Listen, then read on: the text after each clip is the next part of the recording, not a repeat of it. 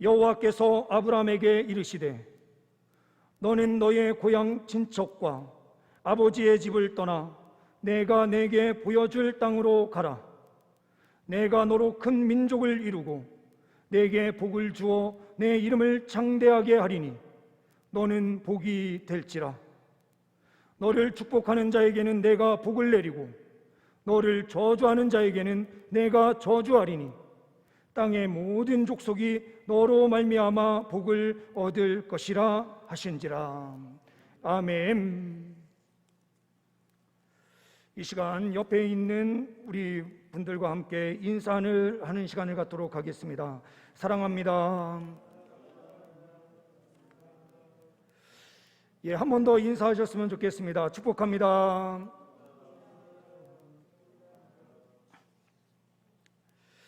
이 시간 온라인을 통해서 또한 함께 예배하시는 우리 모든 성도님들 위해 너를 축복하는 자에게는 내가 복을 내리고 너를 저주하는 자에게는 내가 저주할 것이다 라고 하는 말씀이 그대로 이루어지는 은혜의 역사가 있으시기를 간절히 소망합니다. 준비된 PPT 한 장을 보시면서 말씀을 나누도록 하겠습니다. 이 경로는 제가 간단하게 표시해서 그린 그림이기에 완벽한 경로가 아닙니다. 정확한 경로를 이야기하려면 유프라테스 강 밑에 있는 강 밑에 쪽으로 한참을 이동하다가 갑자기 하란 쪽으로 경로를 들고 경로 중에서 하란에 도착했을 때에 이 데라의 식구들은 하란에 거주하게 됩니다. 그리고 이 하란에서 데라는 죽음을 맞이하고 또한 아브라함은 계속하여 가나안 땅으로 들어가게 됩니다. 지금 보시는 대로 갈대아 우르, 우리는 우르라고만 정확하게 쓰는 것이 더 맞을 수 있습니다. 이 우르는 보시는 대로 유프라테스 강과 티그리스 강, 그 두 강이 만나는 장소, 그 바로 옆에 있는 도시입니다. 그러다 보니 페르시아만에서 올라오는 배와 그리고 티그리스 강과 유프라테스 강까지 통행하는 그 뱃길이 다 연결되는 곳입니다. 그러므로 무역이 왕성한 지역이고 이곳은 경제적으로도 부유함을 누리던 장소이기도 합니다. 이 갈대아 우르 지역에서 섬기는 신은 달을 섬겼습니다. 달을 섬기는 그 일로 인하여 그곳에 지어졌던 것, 바벨탑과 비슷한 그 지구라트 같은 것들이 이곳에 지어져 있었습니다. 오늘 말씀 보시기 전에 옆에 띄워져 있는 말씀을 보시게 되면 여호수아가 모든 백성에게 말씀을 선포할 때의 말씀입니다. 이스라엘의 하나님 여호와께서 이같이 말씀하시기를 옛적에 너희의 조상들 곧 아브라함의 아버지 나홀의 아버지 데라가 강 저편에 거주하여 다른 신들을 섬겼으나 라고 하는 말씀이 나오게 됩니다. PPT는 내려주셔도 좋습니다. 아브라함이 하나님을 믿었기에 하나님께서 그를 부르신 것이 아니었습니다. 그는 우상을 숭배하는 사람이었습니다. 또한 하나님 말씀 외에 우리는 외경이다라고 하는 외경을 살펴보고 그리고 다른 또한 문서들을 우리가 보게 되면 미드라시라고 하는 책에 이 데라와 관련된 내용이 기록되어 있습니다. 성경에는 전혀 내용이 나타나진 않지만 다른 문서들을 보게 되면 이 데라가 어떠한 직업을 가지고 있었는지 설명합니다. 그 직업은 바로 이 달을 섬기는 제사장의 역할을 하고 있었고 이 제사장직을 수행하고 있다라고 하는 말은 우상을 또한 만들어서 우상을 깎아서 그 우상을 판매하는 일을 함께 했다라는 의미를 담고 있습니다. 그러므로 아브라함의 집안은 우상을 숭배하는 집이었고 그리고 특별히 다른 사람들보다도 더욱더 그 우상을 섬기는 길로 나아갔었다라는 사실을 우리는 다른 문서들을 통하여 분명하게 볼 수 있습니다. 어떻게 이 사람들이 하나님을 만날 수 있었을까? 인류의 4대 문명권으로 우리가 잘 알고 있는 메소포타미아 지역, 이것은 유프라테스 강과 티그리스 강을 중심으로 해서 그 두 강 사이에서 벌어지는 그 문명이 4대 문명 가운데 하나입니다. 이집트 문명, 인더스 문명, 항아 문명까지 다 포함하여 4개의 문명을 이루게 되는데, 그 문명권 중에 하나가 바로 이 메소포타미아 문명이었습니다. 이 문명으로 문화가 융성했고 발달했다라고 하는 의미는 그 안에 우상이 가득했다라는 의미도 함께 내포되어 있습니다. 티그리스 강과 유프라테스 강을 오가는 뱃길, 그리고 바닷길과 연결되어 있기에 많은 신들이 들어와 있는 장소이기도 합니다. 이러한 우상 숭배로 가득했었던 그곳에 하나님께서 찾아가신 것입니다. 믿음은 어디에서 생깁니까? 하나님께서 찾아오심으로 가능한 것입니다. 우리의 힘, 우리의 능력으로 믿음을 가질 수 있는 것이 아닙니다. 특별히 사도행전 7장 2절에서부터 3절 말씀을 보시게 되면 스데반이 많은 사람들 앞에서 설교를 시작할 때에 이렇게 시작합니다. 우리 조상 아브라함이 하란에 있기 전 메소포타미아에 있을 때에 영광의 하나님이 그에게 보여. 아브라함에게 찾아오신 하나님은 어떠한 하나님이신가? 바로 영광의 하나님이셨습니다. 영광의 하나님을 만났다라고 하는 것은 하나님의 부름을 받은 것입니다. 부름을 받은 하나님의 백성들은 그의 삶이 완전히 바뀌어집니다. 하나님은 어떠한 힘을 가지고 계십니까?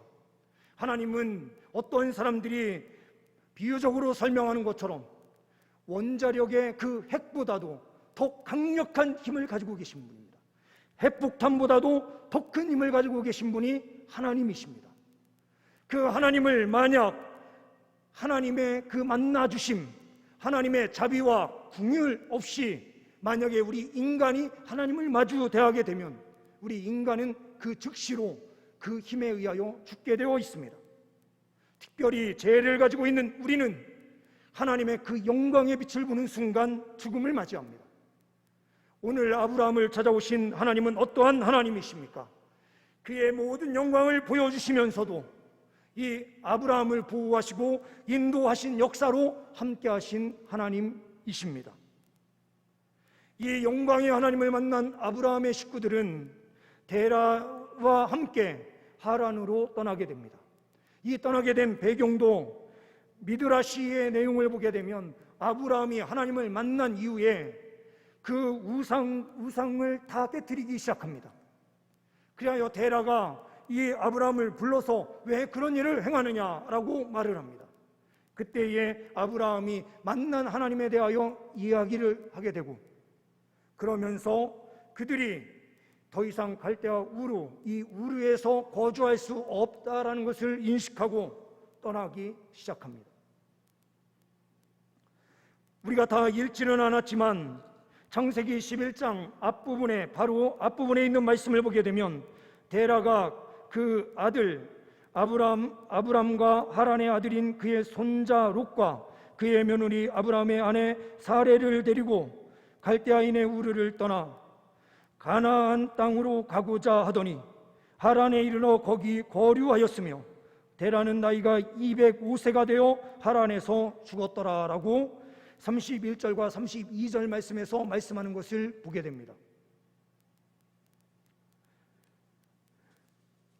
영광의 하나님을 보았을 때에 데라가 왜 가나안 땅으로 가려고 하는 마음을 가졌는지는 설명하지 않습니다. 그러나 하나님께서는 때로는 마음 안에 역사하셔서 어디론가 가야 되겠다라고 하는 마음이 들게 하십니다. 그것이 하나님께서 원하셨던 가나안 땅, 그 가나안 땅을 꿈꾸게 하신 그 부분도 분명하게 있습니다. 어떻게 되었든 갈대아 우르를 떠난다라고 하는 것은 생계의 모든 것을 포기하는 것입니다. 자기가 가지고 있었던 모든 권한을 다 내려놓는 것입니다. 하나님의 영광의 빛을 본 아브라함은 삶이 완전히 바뀌게 되었습니다. 자기를 먹여 살리던 그 우상을 깨뜨렸고 그곳을 떠나야 한다라고 하는 그 마음을 가졌습니다. 그리고 그는 데라를 설득하였을 것이고 데라는 그 말에 설득되어 함께 이동을 시작했을 것이다 라고 우리는 유추해 볼 수 있습니다. 가나안으로 가려고 했었던 그의 마음은 하나님 마음에 합한 것이었습니다. 그런데 유프라테스 강을 끼고 계속해서 이동하는 그 순간 하란에 다가올 때에 하란에서 그의 마음은 바뀌기 시작하는 것 같습니다. 하란으로 가야 되겠다, 그리고 하란에서 머물러야 되겠다라고 하는 마음이 생긴 것입니다. 우리가 운동을 마라톤을 뛰거나 아니면 어떤 코스를 정해서 먼 곳까지 가야 되는 순간이 있습니다. 그때의 목표 지점이 있는데 함께 계속 걸어가다 보면 날씨도 덥고 먹을 물도 제대로 없고 하는 상황이 펼쳐지면 중간에 앉는 오두막이나 앉는 벤치를 찾아서 앉습니다. 잠깐 쉬었다 가야지라고 생각을 하는데 날씨가 덥고 어떤 상황이 바뀌지 않으면 몸이 천근만근이 돼서 더 이상 중간에 앉아 있다가 일어나서 가려고 하면 일어나지지가 않을 때가 있습니다.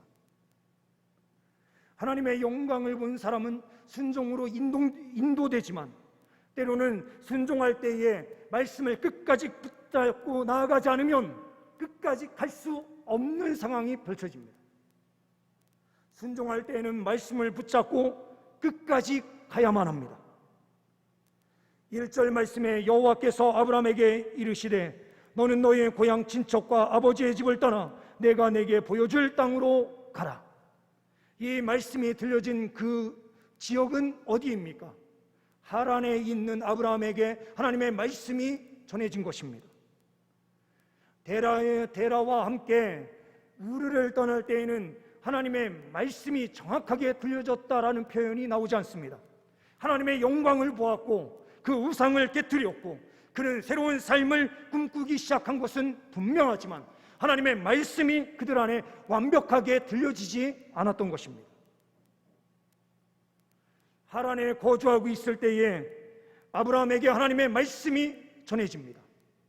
왜 데라가 하란에 머물게 되었는지 그 의미는 정확하게 알 수 없지만 자기의 첫째 아들이 이름이 하란이었는데 우르에 있을 때 이 하란이 죽게 됩니다.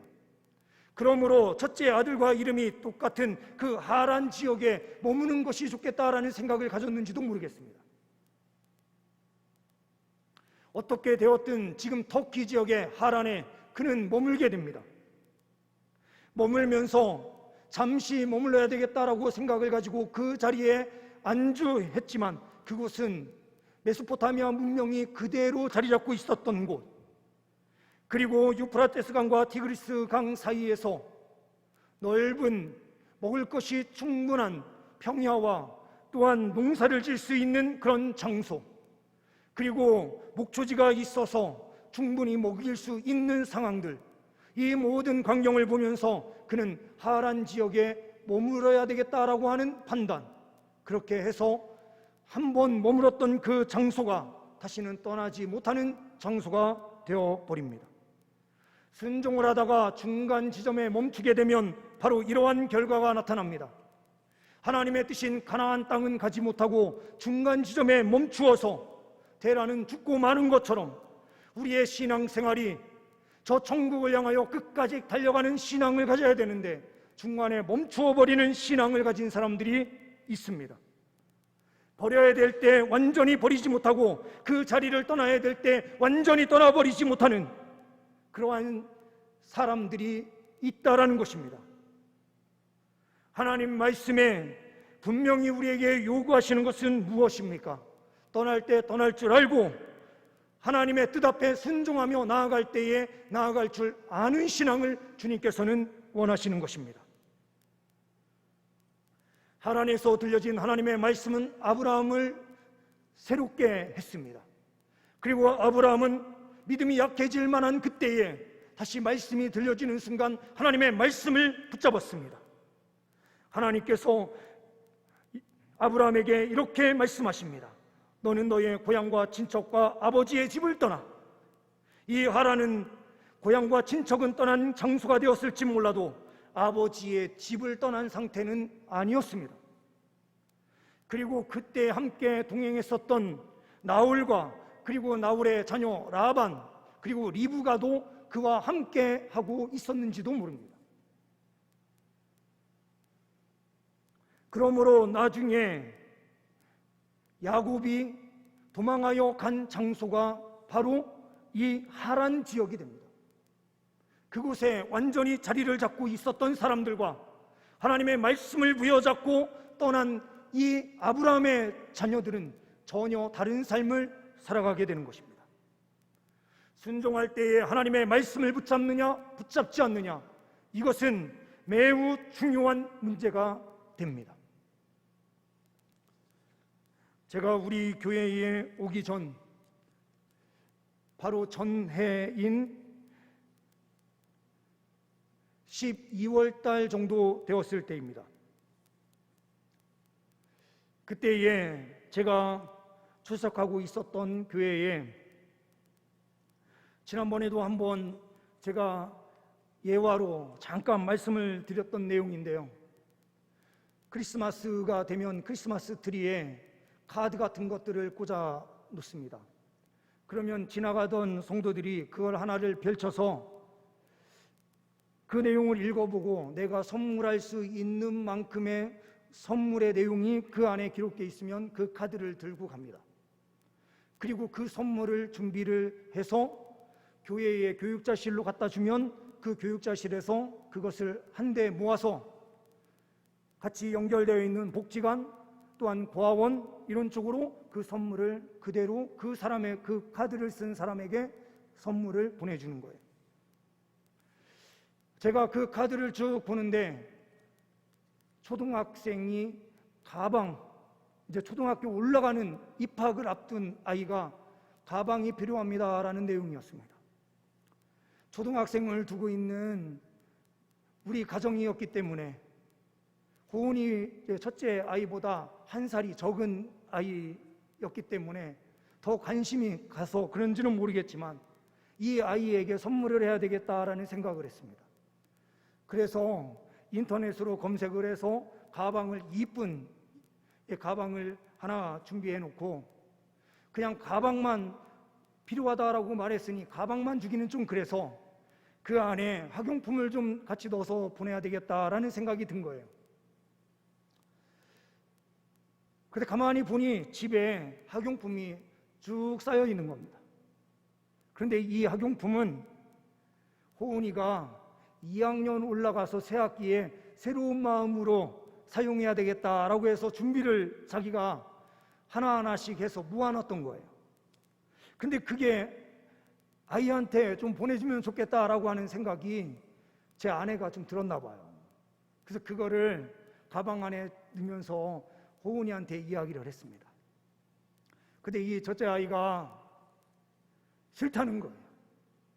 이거는 내가 2학년 올라가서 새 학기에 쓰려고 다 준비해 놓은 건데 왜 이거를 다른 아이한테 줘야 되느냐. 그래서 아내가 이 호은이한테 잘 설명을 했어요. 많이 가진 사람이 나눠주면 하나님께서 다 복을 주시는 거야. 그러니까 너보다 더 힘든 사람들 도와주는 게 좋을 것 같아. 그렇게 이야기하니까 이 아이의 생각이 바뀌어서 그럼 좋다라고 한 거예요. 그래서 그 안에 학용품 그리고 공책 몇 권 정도 더 집어넣어서 잘 포장을 해서 교육자실로 갖다 놨습니다. 그 일이 있은 한 2달 정도 지난, 제가 우리 교회에 오기 3달 전 정도 되는 거죠. 2월 달에 갑자기 택배 하나가 왔습니다. 그 택배는 바로 이 호은이의 고모가 보내준 건데요, 학용품이 잔뜩 들어있는 거예요. 지우개, 연필, 공책 잔뜩 들어있는 거예요. 그래서 이게 뭔가 싶어서 제가 확인을 해봤더니 이 고모가 다니고 있는 곳이 초등학교거든요.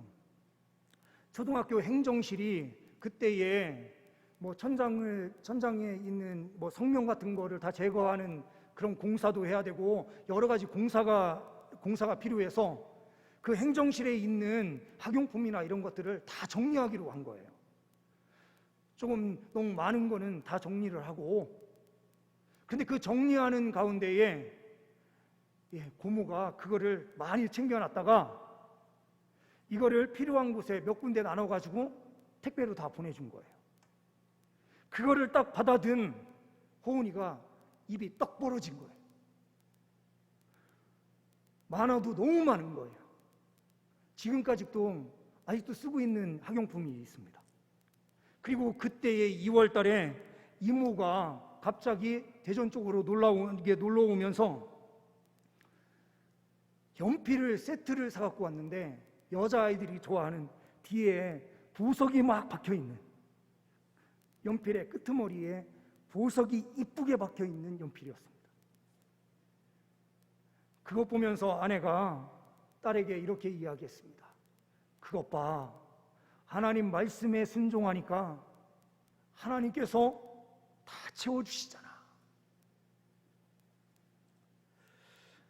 아브라함은 하란에서 그 모든 것을 다 포기하고 출발한 것입니다. 갈대아 우르에서도 자기의 생계와 자기의 모든 것들을 다 포기했고, 하란에서 다시 하나님의 말씀을 붙잡는 순간 모든 것을 포기하고 떠난 것입니다. 평안함과 안주가 가능했었던 그 장소에서 그는 하나님의 말씀을 붙잡고 가나안 땅으로 들어갑니다. 말씀에 2절 말씀에 그 민족을 이루고라는 말씀을 주셨어요. 그런데 우리가 생각해 보면은요, 바벨론 땅의 중심지가 되고 있었던 그 갈대아 우르 주변, 그곳에서 아브라함이 아무리 잘 살아도 한 민족을 이룰 수는 없었습니다. 또한 하란 지역, 이것은 아수르 지역이었고 지금은 시리아, 그 땅도 강성한 사람들이 이미 자리를 잡고 있었기에 아브라함이 아무리 잘 살아도 그 안에서는 한 민족, 큰 민족을 이룰 수는 없었을 것입니다. 하나님께서 가라한 그 가나안 땅으로 들어갔을 때에 가나안 땅에서 어떠한 일이 또한 벌어집니까? 그들이 후손이 저 애굽 땅으로 들어갈 수밖에 없는 상황이 펼쳐졌습니다. 그런데 그 애굽 땅에서 이들은 많은 자손을 낳게 되고 그곳에서 60만 명 이상, 약 200만 명이라고 하는 엄청난 민족을 이루게 됩니다. 그러나 그때에 그 자리에 그대로 있으면 그 사람들은 민족이 아니라 애굽의 종들이었습니다. 이들을 하나님께서 구출하셔서 광야의 40년 세월을 거치게 하면서 그들을 갈고 닦아서 하나님께서 보내신 그 장소는 아브라함에게 약속하셨던 그 장소로 들어가서 가나안 거민을 다 물리치고 온전한 민족으로 굳건하게 세워지게 하셨습니다. 하나님께서 말씀하신 그 말씀대로 그 민족을 이루고라고 하는 이 말씀이 완벽하게 이루어지는 순간이 됩니다. 그런데 가나안 땅 처음 그곳에 들어갔을 때의 아브라함의 상황은 어떠합니까? 하나님께서 약속하신 약속은 반드시 이루어집니다. 순종한 백성들에게 하나님께서는 그 약속을 성취시켜 주시고 이루어 주시는 역사로 함께하여 주십니다. 그런데 갔었던 그 가나안 땅은 가뭄이 없는 장소가 아니라 흉년이 찾아올 만큼 그곳은 척박한 땅인 것처럼 보였습니다. 아브라함은 이때에 믿음이 연약해졌을 것입니다. 그리하여 그는 약속의 땅인 가나안 땅을 내버려 두고 이집트로 가게 됩니다. 이집트에 갔을 때에 하나님께서 만나게 한 사람은 바로 바로 왕이었습니다. 바로 왕을 만났을 때에 사레인 자기 아내를 누이라고 속여야 되는 상황이 펼쳐지고 그 많은 어려움의 상황들이 놓이게 되는데, 하나님께서 친히 개입하셔서 바로에게 저주를 선포하시고 하나님께서 그들의 모든 생각을 닫으시고 모든 상황을 이끌어 가시는 그 역사를 주님께서 베푸십니다. 이때에 다시 아브라함은 하나님의 말씀을 붙잡습니다.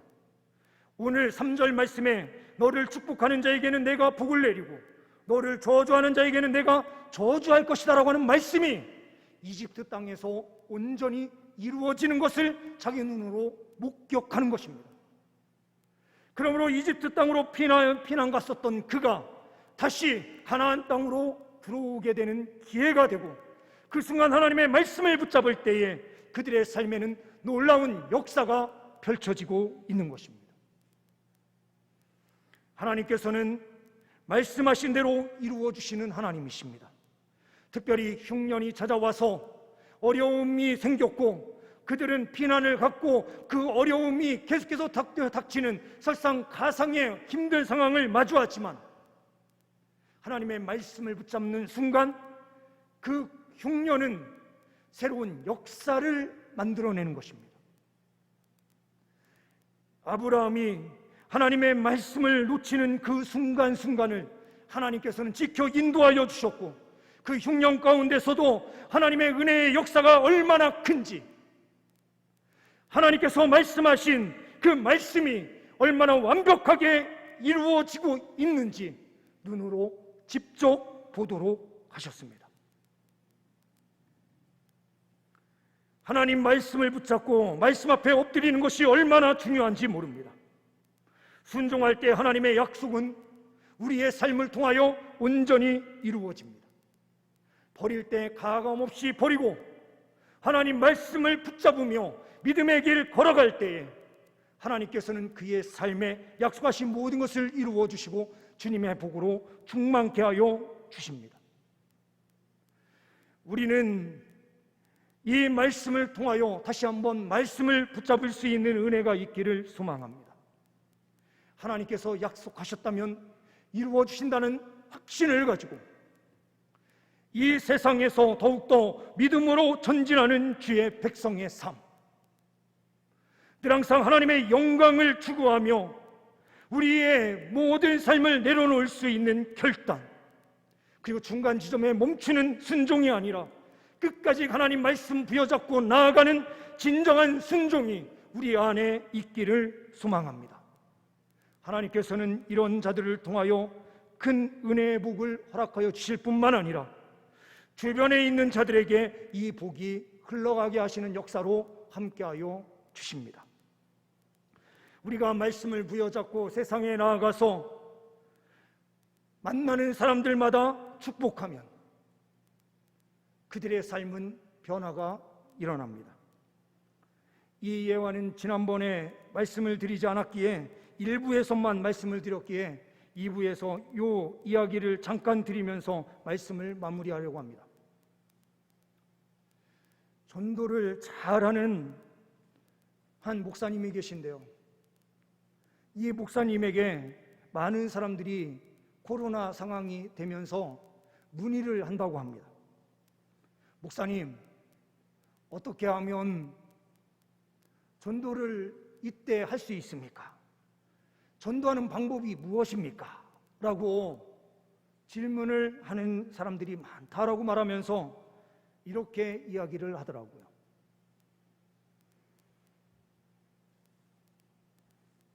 이 시기에 하나님께서 잠깐 멈추어 섰다 가라라고 한다고 하시면 우리는 멈추어 서서 기도하는 시간을 가져야 됩니다. 기도하면서 하나님께 지혜를 구해야 합니다 말하면서 이렇게 이야기를 하더라고요. 자기가 기도하는 중에 갑자기 생각나는 사람들이 있더래요. 믿지 않는 주변에 있는 사람들이 기억나더래요. 그래서 전화를 걸어서 이렇게 이야기를 했다고 합니다. 내가 당신을 위해서 기도해 주고 싶은 마음이 들었습니다. 혹시 기도 제목이 뭐가 있습니까? 라고 물었답니다. 그럼 우리가 이렇게 생각하죠. 아니, 믿지도 않는 사람한테 기도를 해준다고 그러면 그 사람들이 뭐 받아들이기라도 하겠습니까? 이렇게 생각할 텐데, 그 이야기를 듣는 대부분의 사람들의 반응은 뭐냐? 자기의 기도 제목을 다 이야기한다는 겁니다. 그러면서 이렇게 이야기해요. 너같이 나를 위해서 기도해 주겠다라고 말하는 사람이 없더라.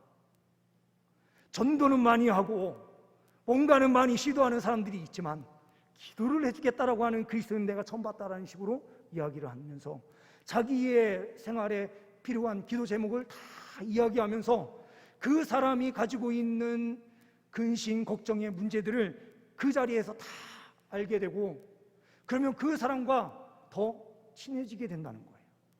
그러면서 계속해서 기도해 주면서 가끔가다 한 번씩 전화를 하면 이 사람이 서서히 변화되는 것을 보게 되고, 코로나19의 상황 속에서도 그 사람을 교회로 인도하는 일이 있게 된다라고 말을 하더라고요. 우리가 세상을 향하여 축복하는 것은 무엇입니까? 그들이 진정으로 복을 받게 하는 그 길은 무엇입니까? 예수 안에 거하게 하는 것입니다. 아브라함을 통하여 받는 그 복은 어떠한 복입니까?